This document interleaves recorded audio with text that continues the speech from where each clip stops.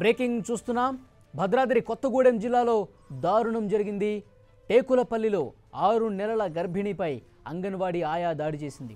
దీంతో కడుపులో పిండం బయటపడింది. మద్దిరాల తండాకు చెందిన బాదావత్తు పద్మ అంగన్వాడీ కేంద్రానికి వెళ్ళింది. గుడ్డు విషయంలో ఆయాకు గర్భిణికి గొడవ జరిగింది. దీంతో గర్భిణిపై ఆయా దాడి చేసింది. కడుపులో పిండం బయటకు రావడంతో పద్మను కొత్తగూడెం ఏరియా ఆసుపత్రికి తరలించారు. ఆమె పరిస్థితి విషమంగా ఉందని వైద్యులు చెప్తున్నారు.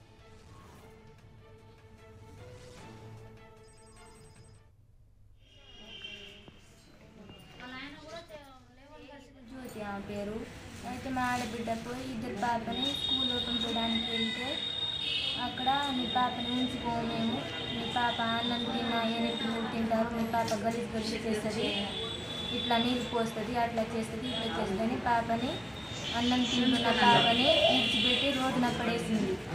ఈరోజు మా పాపకు అంగన్వాడీ కేంద్రానికి తీసుకెళ్ళింది మా ఆవిడ. అయితే అక్కడ అంగన్వాడీ కేంద్రానికి తీసుకొని రావద్దనేసి ఇద్దరికి వాగ్వాదం జరిగింది.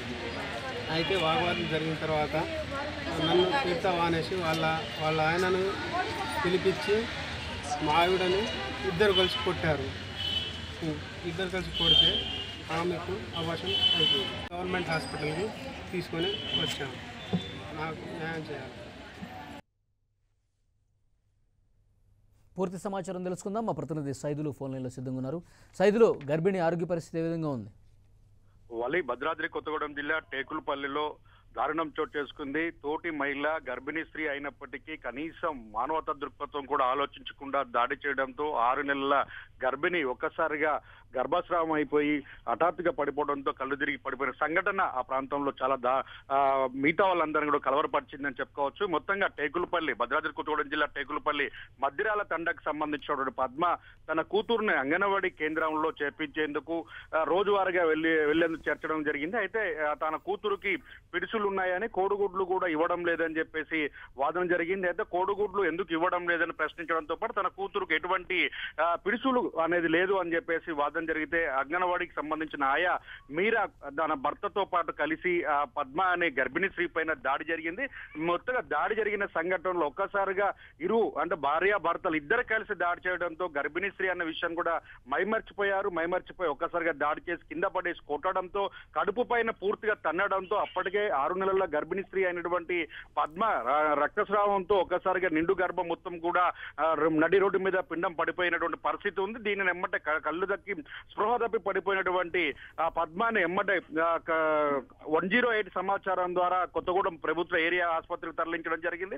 ఏరియా ఆసుపత్రిలో ప్రస్తుతం చికిత్స పొందుతున్నప్పుడు కూడా పరిస్థితి విషమంగా ఉందని చెప్పుకోవచ్చు. డాక్టర్లు కూడా చాలా సీరియస్ గా ఉందని చెప్తున్నారు.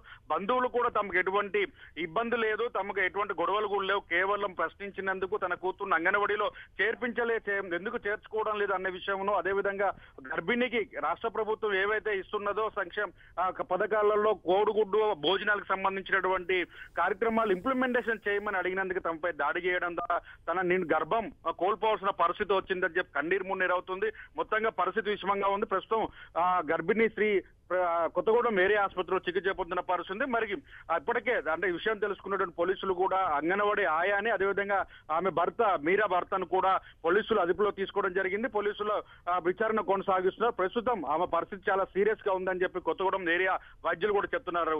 వలి రైట్ సైదులు.